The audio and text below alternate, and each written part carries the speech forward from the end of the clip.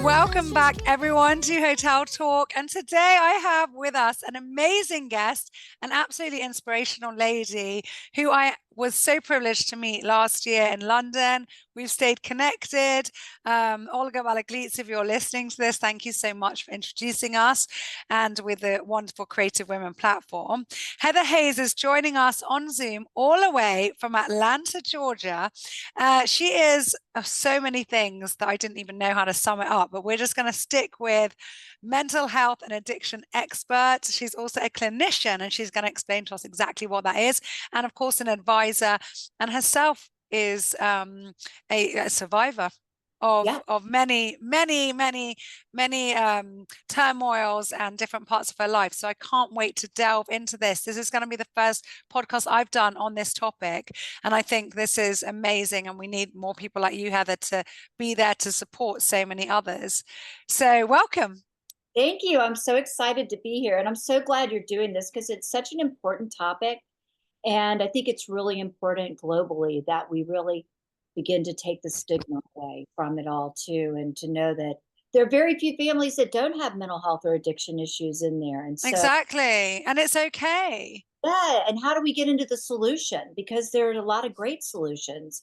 And I think we hear a lot of, there's a lot of horrible stuff going on. There's a lot of death, there's a lot of suffering, but there are also a lot of people that are doing better and thriving and recovering. And so it's important to shed light on that too, to give the hope.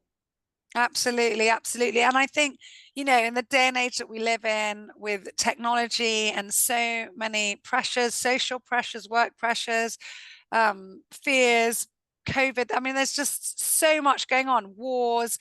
It's just so difficult for so many. And I remember years ago, it was 1 in 5, it went to 1 in 4. Now it's 1 in 3, that will at some point suffer with, some form of mental health issues, and that's okay. And also more and more research is coming out all the time about how that can start, not just from our DNA, but from how our mothers were when we were in their womb. And there are solutions, but it's not always, there's no reason to assign blame or to feel ashamed of it. And I know that from this part of the world, I'm so happy to delve into this topic, especially knowing that a lot of our audience are from the Mediterranean, Middle East. There was a huge stigma around mental health, and people would consider your genes not being clean. So people wouldn't even marry others, if the family had, these associations. So let's start with you, Heather. Let's delve into from the beginning. If you can share a little bit about your own personal journey, how that led you into the field of addiction and mental health consultancy and advisory. What inspired you to pursue this role? I love talking about it because I think it's important for me to share my story too, because I'm a woman in long-term recovery. I got sober. I went into treatment myself in 1982. So when you think about addiction, this is what it looks like, this is just in remission. So I came from a very nice, sort of high-profile family. My grandfather was a United States Senator. My parents, my father was a professor, wrote lots of books. I had this uncle who was the Latin American correspondent for the Huntley Brinkley Show. And so a lot of work in the news media. My grandfather owned newspapers and television stations. So I grew up, well, and I went to private schools. I had a great education. So from the outside, I think my family life looked, sort of idealistic. On the inside, what I can tell you is that my parents divorced and remarried each other 3 times. It was very chaotic. They didn't just... Sorry. I need to stop here. Pause a minute. They divorced and married each other 3 times. 3 times. Like they didn't divorce and marry someone else, and then maybe... No, okay. Each other. They finally didn't divorce. But as you can only imagine, it was quite chaotic. I mean, as a teenager, and I'm the oldest. Definitely. As a teenager, I was the instability of that. Like, are they together? Are they not? Are they going to stay together? Are they not? They'd have a fight, then they'd have a divorce, then they'd reconcile. We'd have to have a little wedding, and I have to stand there with my little flowers. It was like crazy. So when I was about 13 years old, And I had been sort of a shy, awkward, child and pre-adolescent. I went to my first party and someone offered me a drink. And then all of a sudden it was like the world opened up and the angels were singing. I mean, it was like this experience where suddenly I was like, oh my God, I'm not shy. I can talk to the boys. I feel like suddenly in this moment of numbing myself, I feel like everything's just kind of okay. Which I think people who tend to be addicted or have substance use disorder, they can come back like I can and tell you exactly what that first time was like because it's so profound versus others that were like who don't struggle, who say, well, I mean, I think I had one here. Yeah, yeah, you can't remember so well. Like, oh, I was around the It age was of bliss, around, or yes. And so from there, it that's just, so interesting. yeah, Yeah. it exploded and it became like my coping mechanism. Like now, if I go to a party or I go out with my friends, instead of feeling awkward, I would have a drink. And then it moved to marijuana and then it moved to, other drugs, cocaine. It was a Yeah, step. the stepping stone. That's what I've seen it so often with people I know, and people are like, oh, but what's wrong with this? Or what's wrong with it? Might be the odd drink, it might be the odd spliff, or but I'm like, yeah, but they're stepping. If someone is in that mental state Right, for whatever reason, that is a stepping stone. So it's not, oh, it doesn't matter. That's right. gonna lead them to look for the next kick. That's exactly right. Because suddenly, what used to be like first, it was like one drink did it, then I needed two, then I needed four, so then it was add some, other chemicals to it. So most of my story of being, my substance use disorder is that of a teenager because I got sober when I Mm. was 21. But I went off to university and by then I was so in so much emotional pain, but I didn't know how to make sense of it. All I knew was that I really liked numbing out. I couldn't Mm. call it coming out. I'd tell you I was partying. I'd tell you I was doing just what all the other people around me were, which I probably was because a lot of them ended up in rehab too down the road. So yes, of course. Maybe 20 years later. Yeah, right, right. I worked at a facility and people would come walking down the halls Yeah. and, oh, you're here too. I'm like, well, actually, I work here now, but good to see you. I'm glad you made it in the doors. But I started studying psychology and I thought maybe if I studied psychology, it would help me figure out why I couldn't stop drinking. I would drink and it was different. Like I'd black out. I wouldn't remember what had happened. I would change personalities. I had some really good, strong morals and beliefs. Like it's important to be a good friend. It's important to, be honest. It's important to really, try hard at things. And when I was using chemicals, I was the opposite of that. I was a terrible friend. I was irresponsible.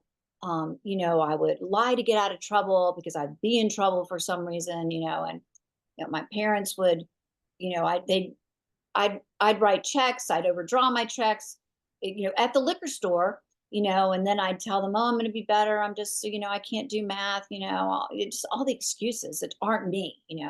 So I can't say that I immediately changed my major and got better, but it did, a couple years later, I finally reached out for help and said, I can't do it anymore.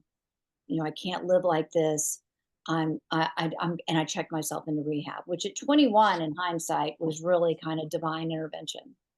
Really courageous as well, and very mature, like really mature to recognize that if you look back now and say, wow, I was a baby. Like you were that the age that actually in the States people are legally allowed to Right, start drinking. And you were right. already like, no, I'm done with this. I'm done with But this. what do you think was the difference then between you and everyone else who was just partying? Like, what's the Yeah. difference between what you went through or were feeling as opposed to people recreationally drinking and doing some drugs? Why did you recognize that you had a problem? I think a lot of it was sort of this, what I call a loss of control. So I might have been able to go out and say, I'm going to have two drinks and have two drinks. And the next night, say, I'm going to have two drinks and have two drinks. And the next night, say, I was going to have two drinks and I have 10 drinks. And I didn't mean to have 10 drinks. And then I would, not remember what had happened. And so I'd say things that I wouldn't normally say to people. I'd do things, drive the car drunk or, you know, kiss guys I didn't want to be kissing or what, so all Mm. these things. And then I'd sober up and I'd feel terrible about myself. And so I'd say, I'm not going to do that again. It's going to be different. and then it would be the same thing again. So I couldn't predict when I was going to use, how much, and I couldn't predict like my behavior when I was under the influence. And so I just really, I mean, I started just loathing myself. And the things that were important to me, like university and grades, I went to the wrong class. But not that I even went that much, for like half the semester. I showed up to take the midterm, and then I was like so nervy. I told the professor, I was like, "You put the wrong number on the test." He's like, "Girl, I don't know where you think you are, but I'm not confused. This is, 203, and I thought it was 302." So, like just a train wreck. So he ended up adding me to that class. I got a D, and F in the class I never showed up for. I mean, it was a mess. And I'd had aspirations when I was younger of things I wanted to do in my life. And I also think, I did have some great mentors along the way, and I rode horses competitively. And, my relationship with the horses and knowing that there was something that I loved and I felt good about that gave me this glimmer of self esteem in a world where I still felt awkward and Mm. uncomfortable and like I didn't have self esteem kind of helped me pull through and say something's got to get better. I mean, I Mm. literally at 21 was thinking, I'm not going to live past 25 if I keep going. Yeah. Yeah. Yeah. So, You recognize that. yeah. And I Yeah. think that's the most important thing, that you didn't like who you were, like Yeah. in that state. So yeah, I think that's amazing. I told you when we met, I recently read Matthew Perry's book, Yes. Yes. and that was just such an amazing eye opener. I think even more so that, of course, he's passed away since writing it, and when he did finish writing it, he was in a good place, but then how easy it was to slip back. And he explained in it like just how he was just so, he just couldn't, he just felt he didn't like himself. And imagine, and he had reached the level he'd reached. He was world famous, lots of women found him, drop dead gorgeous. He had more money than he knew what to do with, and he was still like, I'm not good enough. And also his background, his family were what, loving parents. They were divorced, but he had siblings, and it was enough to knock him. So it doesn't always have to be this huge dramatic or horrific case that a lot of people think. It can be something smaller, but it's still significant to that individual. Well, and it's like what you said in the beginning, nobody asked for it. And sometimes it's just the genetic throw of the dice. I mean, I do Mm, believe people with mental health issues, with substance use disorder, our brain chemistry is different for whatever reason. You can have four kids in a family, same parents, and three are fine and one has substance use disorder. mm, So there's definitely that genetic part of it. There's also the environmental part of whether you've experienced trauma or stress. But we all come into the world with different minds, different brains, different abilities to handle stress. So what might be painful to me doesn't bother someone else, and vice versa. We've all got different levels of resiliency, and so exactly. it's like you said, so important to it can happen to anybody. It doesn't discriminate, and sometimes it's even harder when you've got all these things on the outside that look so good.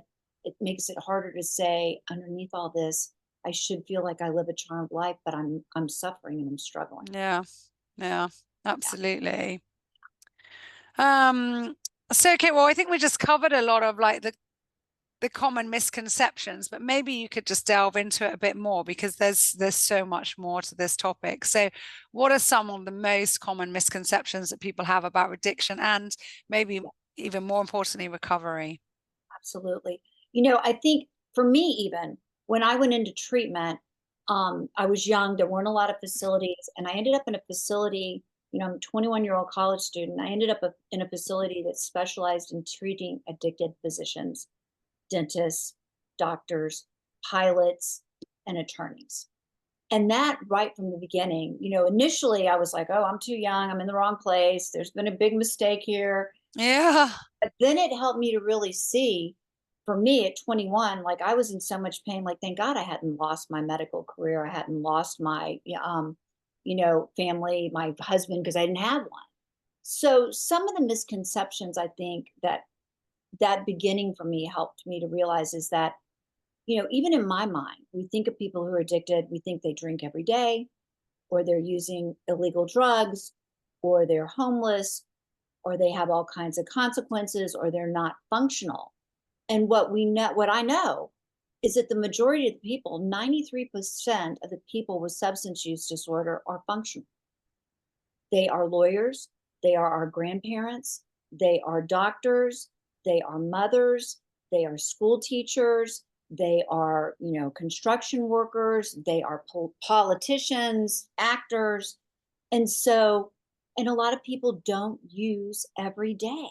So, a big piece of what needs to happen is for us to begin to do a better job educating people of what addiction looks like, and how do you recognize it, and how do you recognize it in your friends and your family, and how do you recognize it in yourself.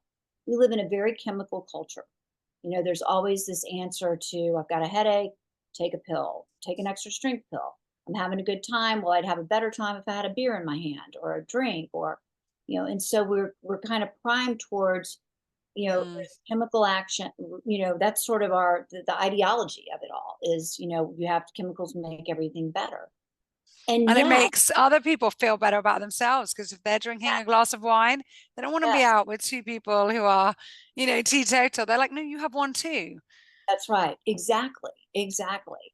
And so I think a piece of it starts with our youth because, here in the United States, have such an epidemic of overdoses from opiates.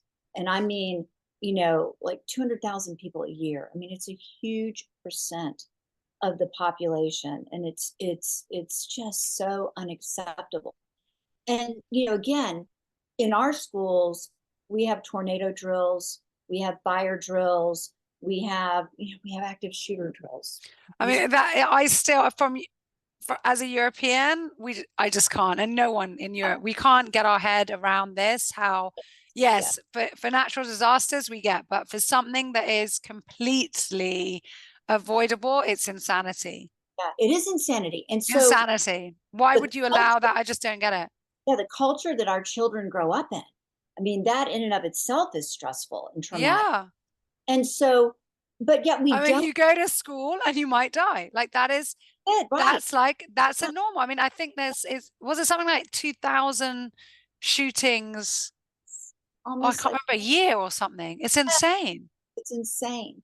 And so, yeah, in our schools, we don't do addiction drills Mm, because overdose of our teenagers is also, I mean, is more likely to kill a child than a shooting or a tornado or a natural disaster or a fire, And so we've got to do a mm. better job of teaching our families, how do you talk about substance use disorder? How do you talk about mental health issues around the dinner table?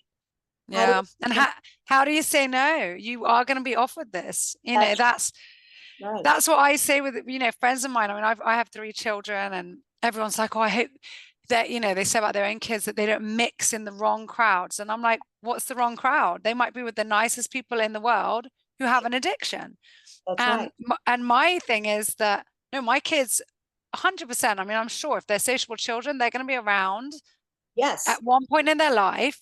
that's And right. that can just be alcohol, for God's sake, that is legal. It could be drugs that they sell over a counter. It could be opioids. It could be cocaine. It could be whatever.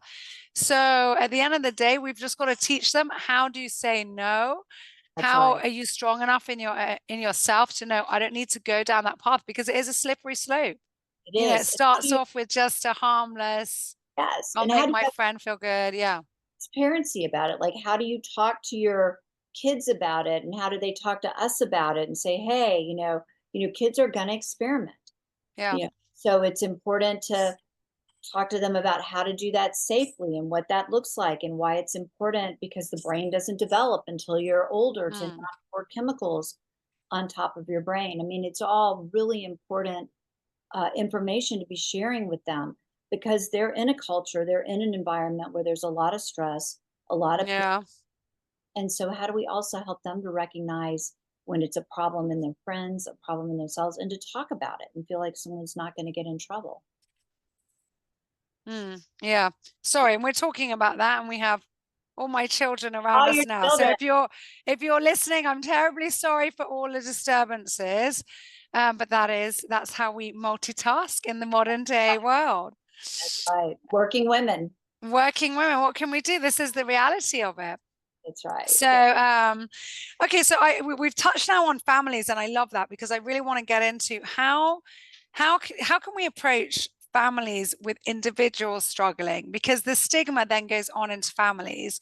And we know, I mean, in psychology, of course, we all everybody has a role in our house, like in and kids are assigned that, children are assigned that by parents before they've even developed their character. They might say, oh, I have a son, he's going to be cheeky. I've got a daughter, she's going to be good at the Right. gym or whatever.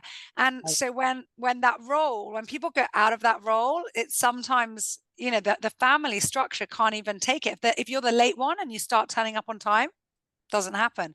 Same Right. thing with if they're likely to be, addicted, or if that's how someone sees them. So, I Right. mean, how do you deal with that? Because, well, what is the best way? I mean, if parents can't accept it, there's just so many layers to this. So, yeah, give us some advice of what you've seen. Absolutely. Well, families are all affected generationally by mental health and by substance use disorder. Like if we sit down with families and do a family tree and we color in, blue for trauma, red for addiction, green for mental health or disorders, It's it'll going to light look like a Christmas tree. up the street, it lights up. And so in that, even if someone's not using substances in their generation, they're still affected by it. They're still impacted by it. And families work like systems. So there's a balance and a homeostasis to how families work. Mm. And there was a woman named Sharon Wakeshutter Cruz who gave this beautiful metaphor I love. And she talked about families and systems and how it's like one of those mobiles with the sticks and the strings and the butterflies. And when the wind comes, it blows things around like change.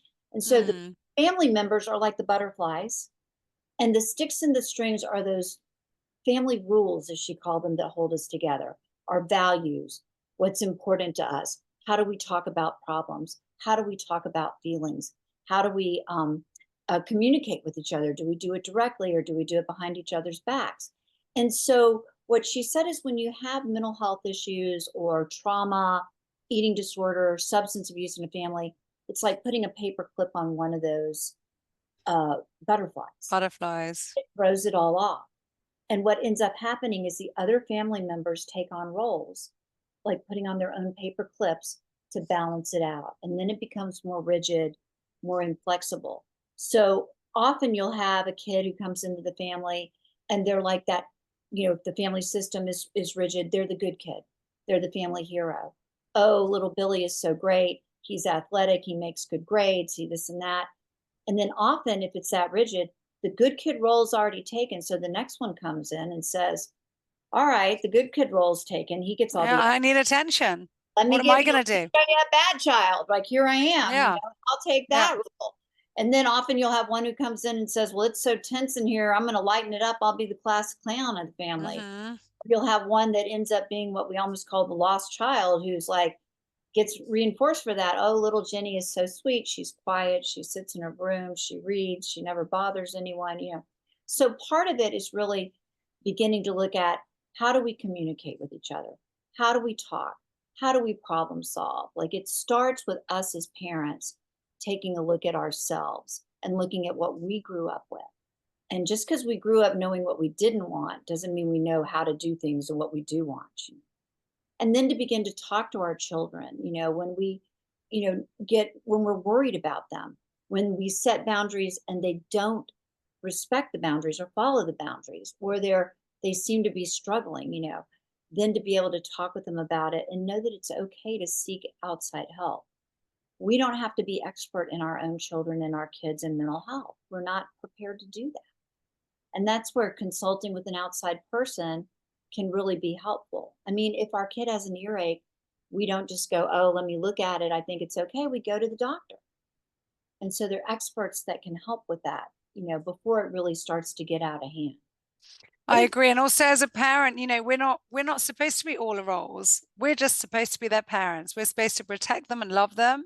and Right. allow the kids to grow into whoever they're meant to be. Right. And there's so many experts out there who can help us Yeah, do that job, exactly. yeah. The other thing I want to say about families too is that families are the most important and the most motivating for someone getting healthy. Like people, I come in, I work with a lot of families where there's a family member who doesn't want help or says they don't have problems. The other family sees it, it's all chaotic. And the reason I can't just come in as an expert and have a conversation and say the right words and get them to say, "Oh, I'll go get help," because I mean nothing to that person. What matters to people the most Mm. are family and family connections.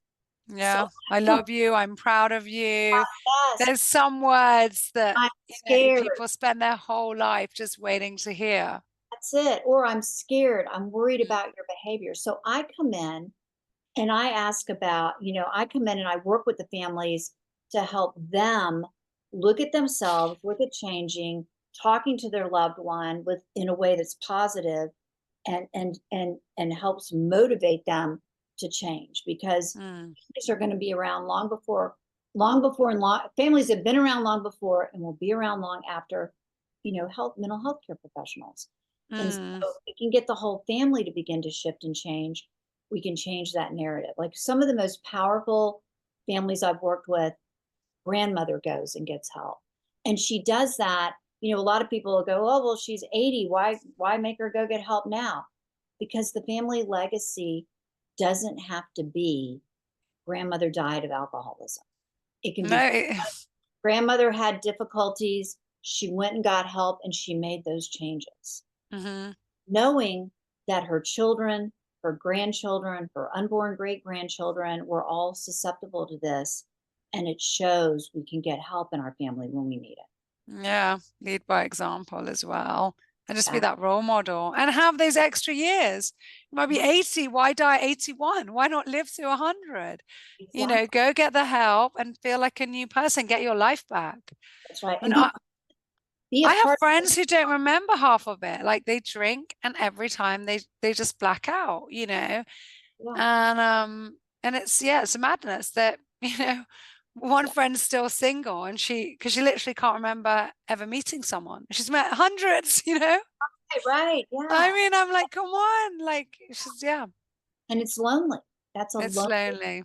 lonely, isolated way to live. And that's what happened. The chemicals end up, or the mental health issues push people away, and you end up yourself in the bottle or yourself in the drug, you know, yourself in your Yeah.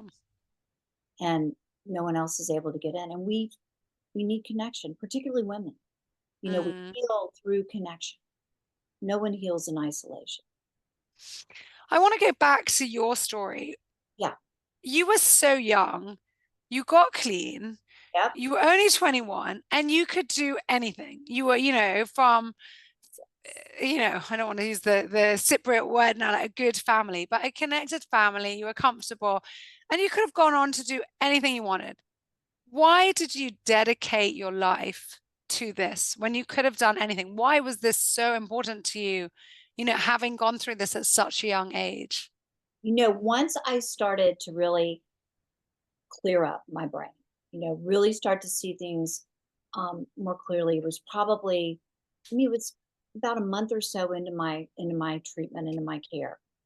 And suddenly I knew, like I'd never known anything else in my life, that I wanted to help people. And back then, I particularly wanted to help teenagers like myself who who were overlooked. I mean, one of the first family sessions I had with my parents when I was in treatment, I said to them, "Why didn't you do anything? Why didn't you do?" I was Mm, 16, I was having car wrecks. I was getting kicked out of private school. Like, why didn't anybody step in? And, on the one hand, they didn't know back then to do it. But I thought, I was in so much pain. I want to do whatever I can to help others. And so And a I, lot of it is attention, like a lot of it is running away escapism, I but a looking lot is like there. It's a bit like, well, hello everyone, I rolled up really late, or you saw the vomit there, or someone come and help me. right, someone come and help me. I am out of control and I can't stop. And so once I kind of made that shift, then I just became hungry for knowledge. So I, finished up my undergraduate degree. I went off to graduate school in Boston back in the 80s. I took every training I could get. I have been able to train with some of the best people in the industry, in the field, in family therapy, in addiction, in eating disorders, in ways to help work with people who are resistant. And that's been important to me too, is to always stay curious and keep learning. I came back Mm, to Atlanta from graduate school and I was in private practice for a long time. Loved it. Worked a lot with teenagers. Loved it. Families, children, got trained in play therapy. And then right around the turn of the millennium, I really decided, I just wanted to do something a little more, have a little different impact. And so I started what I do now in my company, which was going in and really working with whole families and changing the whole, coming up with concierge sort of care plans for the entire family system in ways that it's sustainable so that everyone's getting help. Because what I learned mm. over time too is if mom or dad or an alcoholic, they go get help, that's amazing. And it begins to change the trajectory. But the kids have struggled, the spouse has struggled, the parents have struggled, and they all need help too. Yeah, So, absolutely. It's all part and parcel of the same family. And yeah, if there's a mom who's an alcoholic and she clears up, right, that's amazing. But in the meantime, how many years were her children witnessing that? And what's to stop them to say, well, when mommy got stressed, yeah, she reached for the vodka. I'm right. gonna do the same. I mean, I've read so many autobiographies where that's what happened. Like people were just like, oh, we saw grown-ups getting stressed and they had a drink. I'm going to do the same. I'll do the same. That's how we celebrate, or that's how we Mm, problem solve, right? And it's so important because, you know, families need to know, we only have a certain number of coping skills and they'll work until they don't work anymore. And sometimes they don't work anymore because the world changes. Like now we've got all this technology and kids are needing, it used to be when we were young, we learned how to have a conversation by you talk. Now it's my turn to be quiet and listen to you. Now it's mm, like we're texting away. So things change and we have to learn new ways to adapt. Parents all, families come from a place of love and good faith. And when things don't work, it doesn't mean it's not about love. It just means that it's trickier. Mental health, addiction play by different rules. So what might help someone who's struggling with a physical health illness like diabetes doesn't work with someone who's addicted. So it's important to help families just learn and have those tools and not feel badly about the fact that we don't. absolutely. Oh, We've covered so many things. So yeah, tell me. one other thing you reminded me of, I think is so important, like the mother who's an alcoholic and she comes back and she's sober, for example. The other thing is that's so important about being in recovery is taking that accountability and that responsibility. And for, one of the most beautiful things that can happen when a person's ready is that they're able to sit down with their loved ones, their children, their spouse, their parents, and say, I'm sorry. Like, I see how this impacted you and affected you. And I hate that I hurt you. And I'm really sorry. And I want you to know that. And it wasn't okay. And I'm working really hard every day to live a new life where I don't do those things again. And that beauty in the repair helps change things for children too, or for Mm, spouses, yeah, learning to say I'm sorry. making Yeah, them it's very powerful. making amends for those things. And as a person, when I did that, I felt better about myself. There was a freedom to it. I didn't have to feel like an angst when I was around someone, or oh, do they remember such and such, or what about, it's like it gives you that sort of new freedom and it unchains you from the kind of bondage of the past. You're reminding me of all these different books I've read, and I read one. I'm trying to look it up now. Last year, which was written by a lady Okay. writing about her addiction, overcoming it specifically with alcohol and I can't remember other drugs. And Mhm. she was very anti the AA, Mhm. saying that it didn't help her, that it was written by men for men, that it's outdated, and how, there are so many other better methods and methodologies for, this was it. Do you know Holly Whitaker? The name is familiar, but I'm not Yeah. familiar with the Yeah, I people. read her book. It's called Quit Like a Woman. And Yes. it was very powerful, but she read it herself. I listened to it and you could still sense this like hyper energy, but like almost bitterness. Like she was like upset that she had to like go through all these failed attempts that were just not designed for her or women like her. There's Yeah. a gap. Yeah, there's a huge gap. It's closing in some, but the way we started doing treatment in the United States, and again, at the time, it was important. There was a research project that was done that began to lay out the signs and symptoms so we could identify what alcoholism looked like and look at the Mhm. recovery process. But the study was based on 200 white men. And so there was a And woman. their brains are different. Like it's proven now, we've got different brains, like full stop. We have different behavioral patterns. Our neural pathways are different. Our Yeah. hormone levels are different, everything. Yeah. So a woman named Stephanie Covington came in and said, hold on, this isn't how women heal. And she did write some books like The Women's Way Through the 12 Steps, and really took a look at how it's not linear for us, and we think in Yeah. a certain way. And then there was a theory of healing called relational cultural therapy that came out of the Stone Center in Wellesley, Massachusetts, that worked a lot with trauma. But it also said women heal differently. Women heal in relationship, in connection.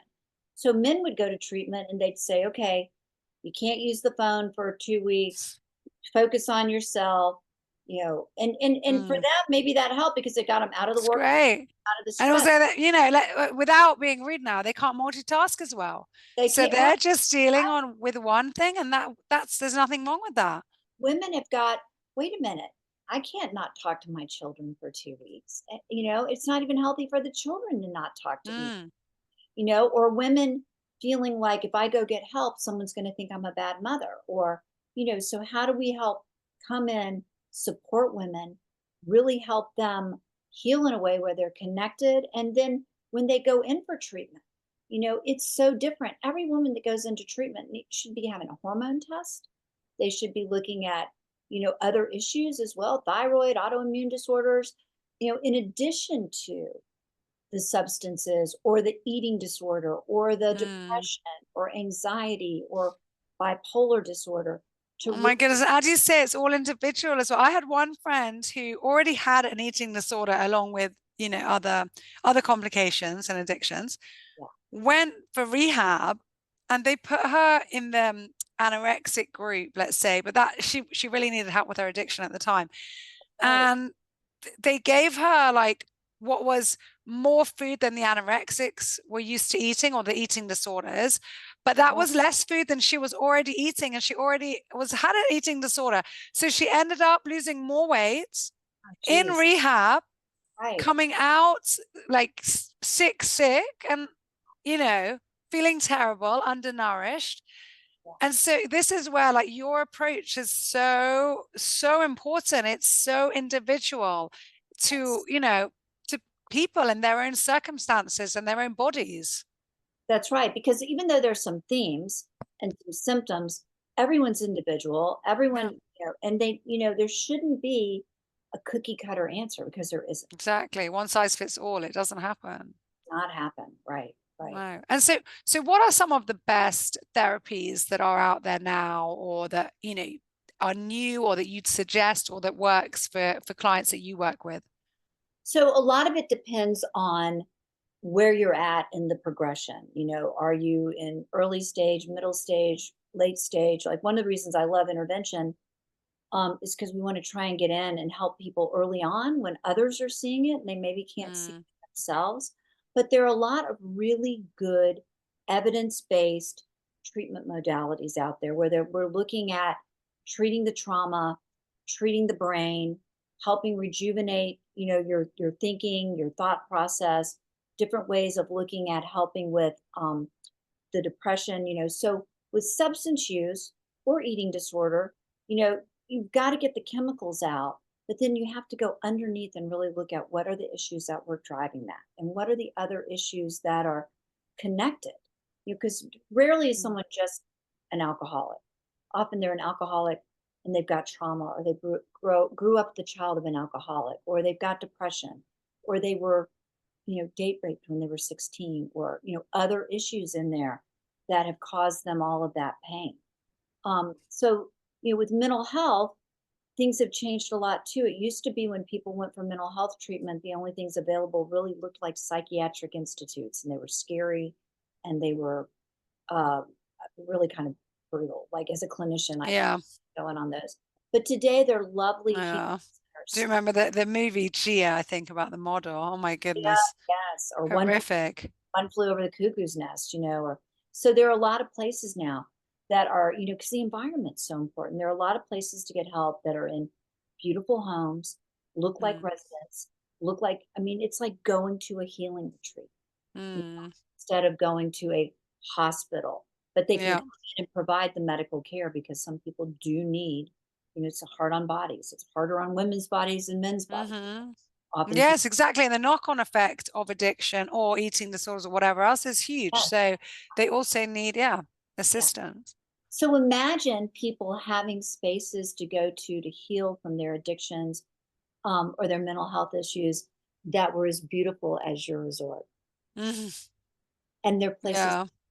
that come in and do, you know, let's eat, let's look at nutrition. Let's look at your, mindfulness and meditation. Let's look at self-care. Let's look at spirituality, so that the physical health, Mm. the mental health, and having those calm, beautiful surroundings Yeah. there, Holistic approaches. holistic. And then, to be able to go in and, recreate and refine that passion, when, for me, I was in such an existential angst. Like, I spent most of my, and I was already a wondering child. Like, as a child, I would sit and ask questions like, why are we Yeah. here? And what's the meaning of life? And which is kind of not normal for an 8-year old. But I guess when your parents are so chaotic, you're trying to figure out, like, again, why is there so much pain in this world that I live in? Why do I hurt? And how do I make meaning out of that? And so it's so important that we all find that meaning. Like, what is my purpose? What am I here to do with my life? How do I feel good about that? And what am I passionate about? How do I have those things in my life so I feel fulfilled? And I know that I've, again, I'm not just bobbing along like a cork on the ocean, whatever comes its way, life is just but to really come in and reclaim and have an environment where I learn to, for some people, it's just watching the sunrise in the morning that gives them that connection to the earth. For others, it's helping. For others, it's being able to use their brilliant minds to develop an entrepreneurial business, or, or to have those moments where you connect with your kids and have those rituals where we every night say good night and I love you and be kind and have a kind heart, whatever that is, for us Mm. to be able to come back and have a safe space to find that. I love that. Yeah. Ah, so let's talk about technology. With the rise of technology and social media, I mean, you must see so much. I mean, how has that impacted mental? Well, I mean, how has that? I don't know where even start and end with this question, but maybe how has it impacted addiction and mental health in general? Because I mean, we can see it really has. And I feel so sorry for the kids now. I really do. It's a different world. It's a different world. On the one hand, I mean, I have to start by saying there's a lot of good from social media. There are a lot of kids out there advocating for, not bullying and connecting and all of that. But the downside, first off, we don't even know or have enough research to understand what screens do to immature young brains. And most kids, by Mm. one, are already looking into a screen. By 3 or 4, they know how to navigate it. So 100%. My 5-year-old is amazing at games. I just can't even believe it. right, right. I mean, I have to go to the little ones to say, "Show me how to take a panoramic picture." I know. But then also, there's so much pressure. I mean, you've got influencers out there that our kids look up to, who are either living these, like, you know, Unrealistic lives, fake unrealistic lives, fake fake life, lives. all I, about how I much know time, or influencers who are depressives, who Yes. are even suicidal, not Yes. well, and the pictures are glamour, they are beauty, they are living the life. I know influencers have financial difficulties. They're not, living the life, but they show like Yeah. it's Everything's it's okay. fake. And it's all about how many likes I get. And Yeah. then the other piece, that happened, I think, was social media. The platform is so big. So when I was a kid, if someone was bullied, it was, you had a bully, you had a person getting bullied, and you had a witness. Now the platform is never ending because cyberbullying, it's out there on the internet. Mm, Everyone sees it. People jump in. I mean, and people can be brutal because they hide behind their screens, and it's exactly. just horrific. So Their own pain, their own issues, and then they put it on yeah, someone else. It's just, I think the big movement like now with Australia banning social media under 16. I know yes, that there's talk, obviously in the States, there's been lots about Twitter. Europe, yeah, they're talking about it. I think really social media does have to be banned until, but yeah, then also where then do you draw the line? I mean, technically WhatsApp social media, but that's a messaging. But right. it's also, you can bully on a WhatsApp group. Like, That's And I really do believe no matter what we ban, they're going to develop stuff to be able to go around it. I mean, there's so much savvy yeah, we are too. So yeah, but it yeah, does add extra stress, extra it pressure, really does. even down to, there's a type of trauma called vicarious trauma, which what that means is that I witnessed something and it's traumatizing to me. So it doesn't Mm, happen to me, but my seeing it is traumatic. And so today we have so much exposure. I mean, when I grew up in the 60s, the news was a guy talking for 30 minutes reporting, and that was it. Now, yeah, you it's- can see it anytime. I mean, we watched a genocide happen live recently. I mean, ah, it's just crazy. yeah, yeah, all of that's out there. And then if kids go on the dark web, then there's even worse, worse stuff, So that's traumatic too.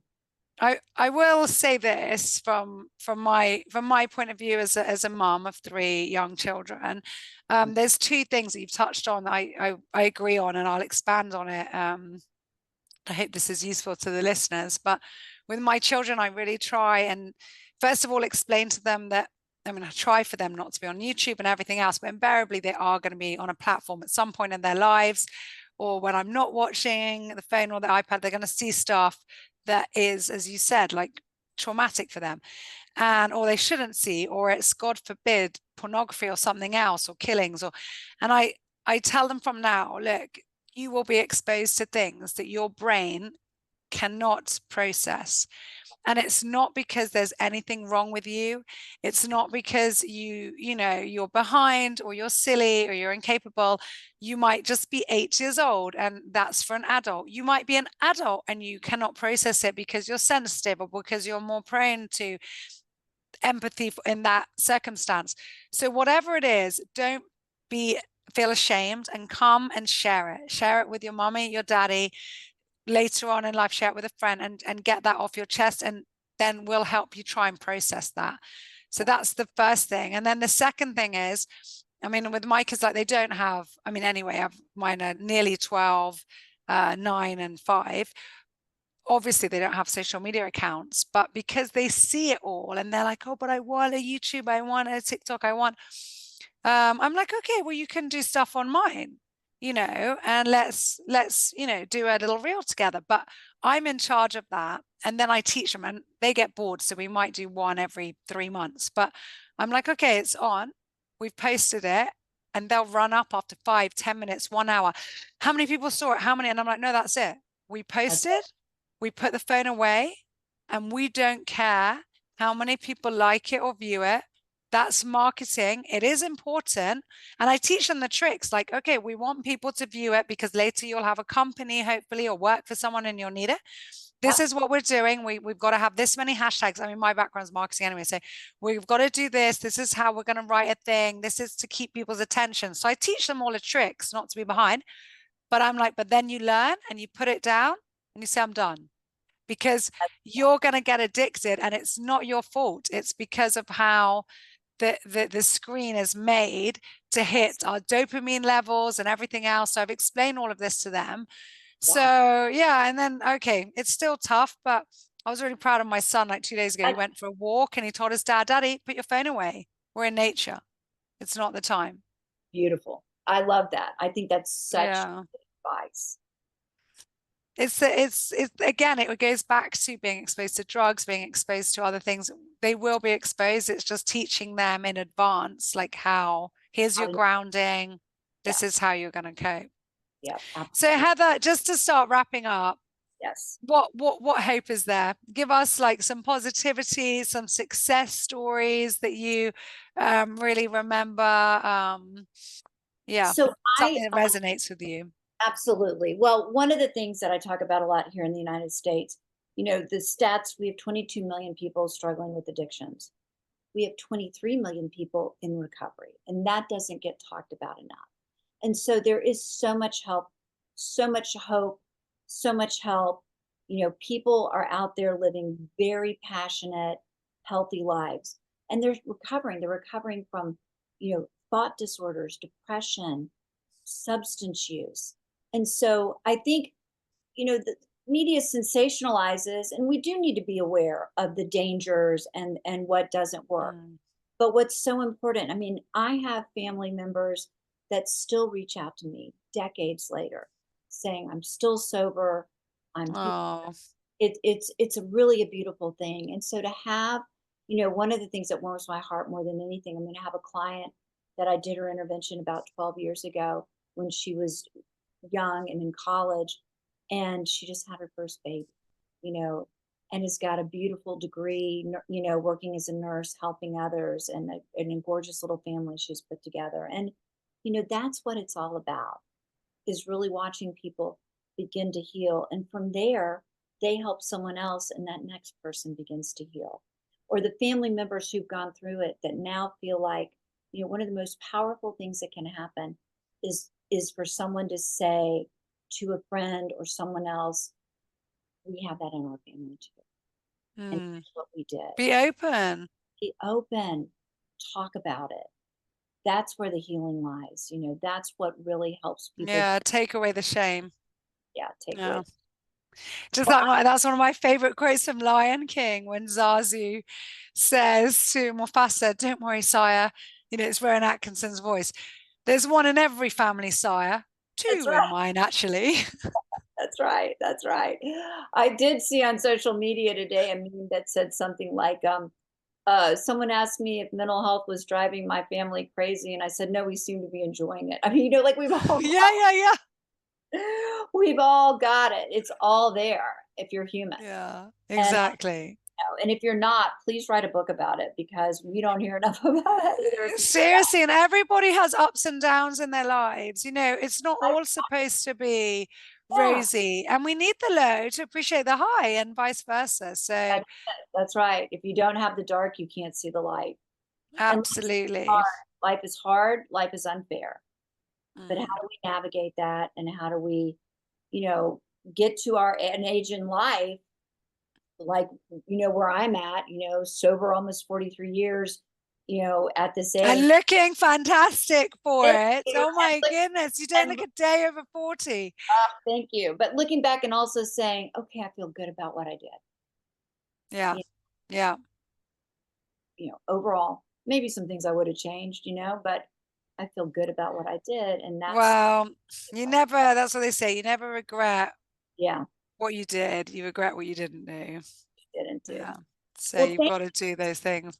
thank you so much. I would love to come back on again and we can do some follow up. Thank you. Yes, we've got to do, yeah, we will do another dive deeper. So I'm going to end. I've got two last questions for you. One, we're talking about your quotes. What's your favorite quote?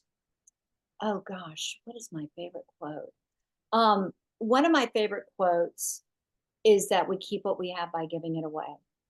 Meaning, Oh, that's lovely. meaning, I can only be who I am if I go and help others, and I'm only who I am because of the others that have helped me. I heard one of the most beautiful stories at the Creative Women's Conference where a woman was talking about the metaphor of a woman on a ladder, and we're reaching up as someone's helping pull us up, but we're also Mm. helping pull up the other.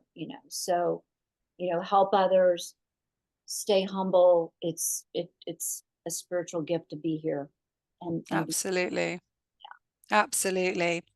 And then we have a tradition on this podcast where we have bonus questions where all the team at St. Raphael Resort and Marina get to put a question in the crystal bowl, and they don't know who's going to pull it out. So I've had to pull yours out for you, and they're always random questions, and yours is quite a simple one. What's your favorite flower?